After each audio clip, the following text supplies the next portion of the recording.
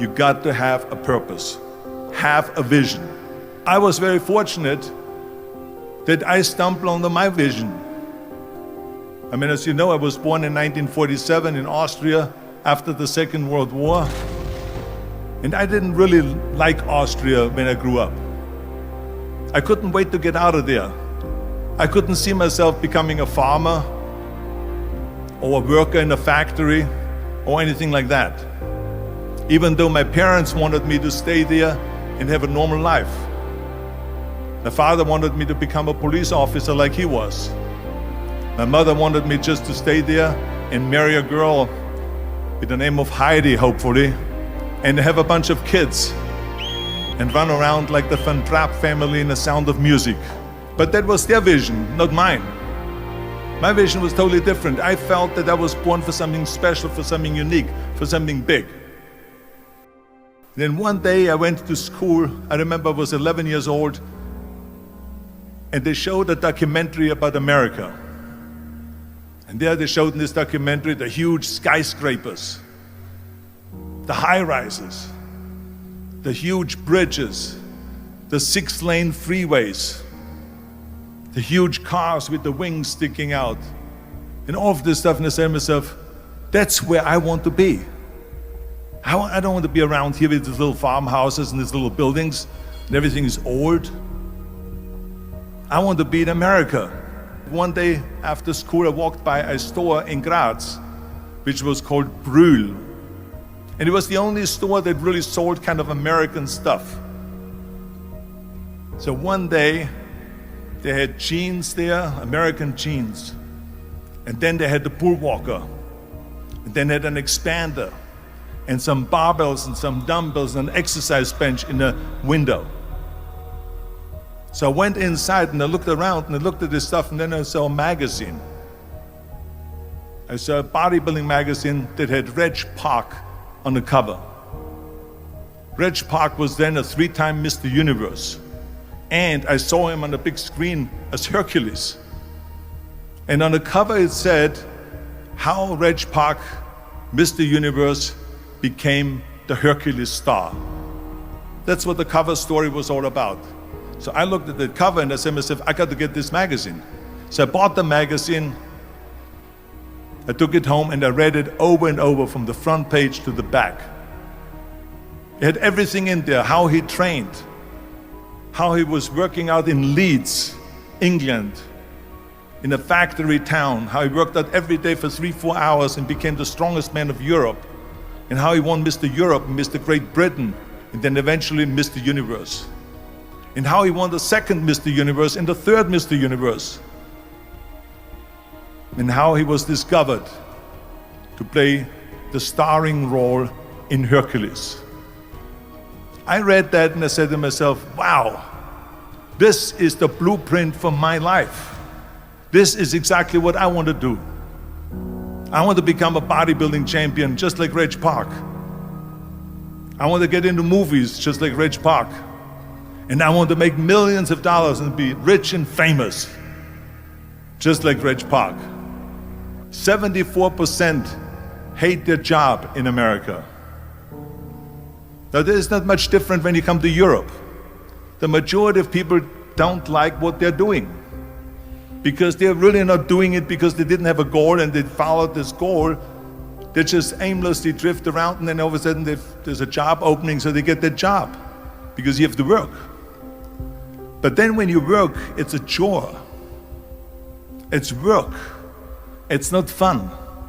So if you think about, only a quarter of the people really enjoy what they're doing in life. That is unbelievable if you think about it. So I felt so blessed that I knew what I was doing.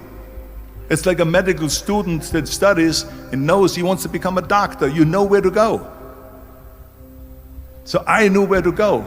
So people always ask me, when they saw me in the gym in the pumping iron days, they said, why is it that you're working out so hard? 5 hours a day, 6 hours a day, and you have always a smile on your face. The others are working out just as hard as you do, and they look sour in the face. Why is that? And I told people all the time, I said, because to me, I'm shooting for a goal. In front of me is the Mr. Universe title. So every rep that I do gets me closer to accomplishing that goal, to make this goal, this vision turn into reality. Every single set that I do, every repetition, every weight that I lift will get me a step closer to turn this goal into reality. So I couldn't wait to do another 500-pound squat. I couldn't wait to do another 500-pound bench press. I couldn't wait to do another 2,000 reps of sit-ups. I couldn't wait for the next exercise, for the next half hour of posing and all the kind of things that you have to do to be a champion. And with the age of 20, I went to London and I won the Mr. Universe contest as the youngest Mr. Universe ever. And it was because I had a goal. Visualizing a goal and going after it makes it fun. You got to have a purpose no matter what you do in life. You got to have a purpose. They told me this, and your accent, even if you reduce all your body weight and everything and have a normal body, your accent, I said, your accent, I mean, it will go give people goosebumps. With the German accent, it will get people the creeps. They will get scared. He says, no one in Hollywood ever has become a leading man that had an accent. Doesn't happen. People in America want to hear their actors talk like John Wayne, or like Burt Reynolds, or like Clint Eastwood. Don't listen to the naysayers.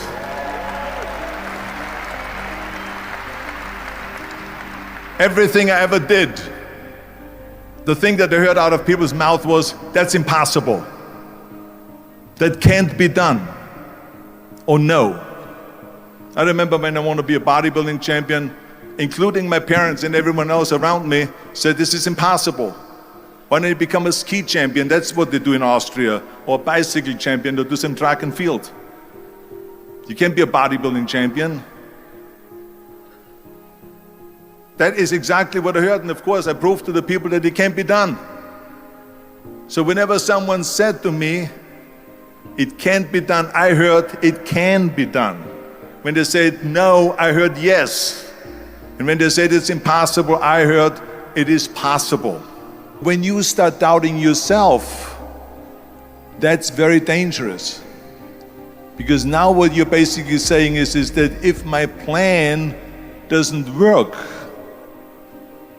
I have a fallback plan, I have a plan B. And that means that you start thinking about plan B, and every thought that you put into plan B, you're taking away now that thought and that energy from plan A. And it's very important to understand that we function better if there is no safety net, because plan B becomes a safety net. It says that if I fail, then I fall and I get picked up and I have something else there that will protect me. And that's not good, because people perform better when there's no safety net. People perform better in sports and everything else if you don't have a plan B. I'm telling you, I've never ever had a plan B. I made a full commitment that I'm gonna go and be a bodybuilding champion. I made a full commitment that I'm gonna be in America. I made a full commitment that I'm gonna get in the show business and I'm going to be a leading man. No matter what it takes, I will do the work. I will do the work over and over and over until I get it.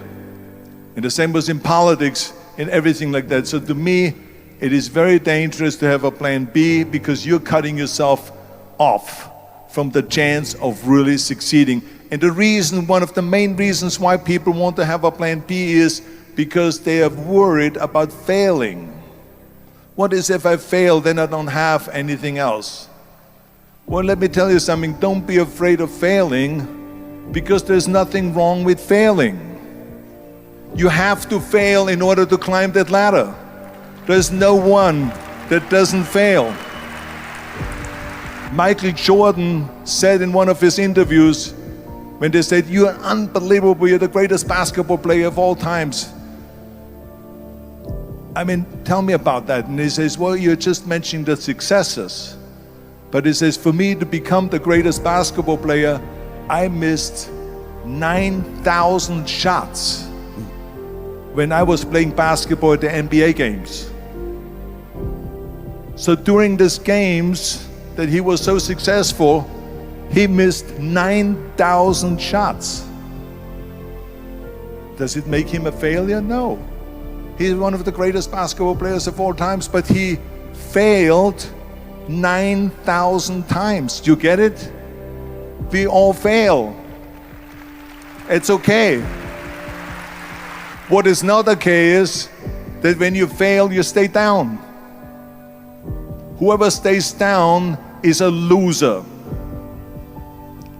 And winners who fail and get up, fail and get up, fail and get up. You always get up. That is a winner. That is a winner. I failed in bodybuilding. I lost bodybuilding competitions. I lost powerlifting competitions. I lost weightlifting competitions. I had movies that went in the toilet and that were terrible and got the worst reviews. And in politics, I remember I had many of the initiatives on the ballot, and we lost. My approval rating in California went down to 28%, and then it went back up again, and I won again the governorship. Hey, we all lose. We all have losses. This is okay, and this is why I say don't be worried about losing, because when you're afraid of losing, then you get frozen. You get stiff, you're not relaxed. You got to be, in order to perform well in anything, if it's in boxing or if it is on your job or with your thinking, is only happening when you relax. So relax. It's okay to fail. Let's just go all out and give it everything that you got. That's what it is all about. So don't be afraid to fail. I believed that I can be a leading man. I believed that I could be another Clint Eastwood or another Burt Reynolds or another Warren Beatty or whatever those characters were, Charles Bronson and so on. I believed that I could be those people. I said, there's enough room on that ladder that I can fit up there. And I looked back again and learned from what I learned in sports. In my case, in bodybuilding. It's all about the hard work that you put in. And after I did Conan the Barbarian, the director at the press conference said to the press, he said to the press, if we wouldn't have had Arnold, we would have had to build one. The very body that they said can never be sold because the time is wrong. A few years later, I'm doing Conan the Barbarian, and it was the #1 hit at the box office when it came out in the summer of '82. Think about that. And the director says, if we wouldn't have had his body, we would have had to build one. So all of a sudden, my body became an asset, not a liability. And the same thing was with Terminator. After we were finished filming Terminator, Jim Cameron said to the press, if Arnold wouldn't have had that accent and talked like a machine, I think the movie wouldn't have worked. So think about that. The body and the accent that they attacked was an asset.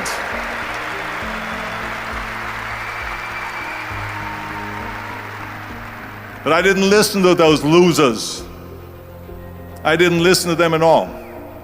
Work your ass off. There is no magic pill. There is no magic out there.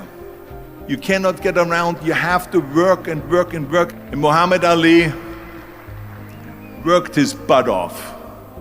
And I saw it firsthand. And I remember that there was a sports writer that was there in the gym when he was working out and he was doing sit-ups. And they asked him, how many sit-ups do you do? And he said, I don't start counting until it hurts. That is working hard. And so you can't get around the hard work. It doesn't matter who it is. As a matter of fact, I believe what Ted Turner said, work like hell and advertise. Work like hell, go to bed and early to rise, work like hell, and advertise. So you work your ass off, and then you let the world know about your work. That's what it is all about. Let people know. If you have a company, if you have a movie, if you do a sports, work your ass off, but then advertise and let everyone know. Imagine if you would work on a business, on some business that you want to develop every day for an hour. Imagine how further along you will go and get.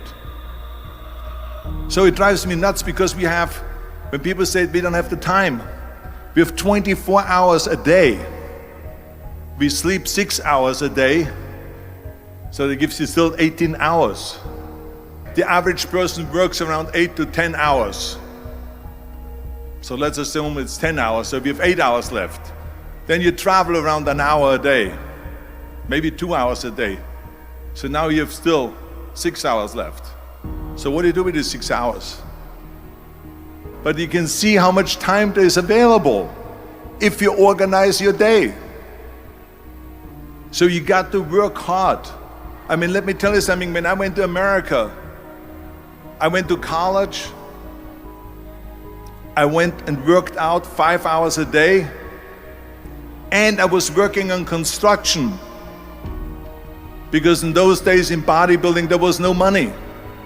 I didn't have the money for food supplements or anything. So I had to go to work. So I worked on construction. I went to college. I worked out in the gym, and at night from 8 o'clock at night to 12 midnight, I went to acting class 4 times a week.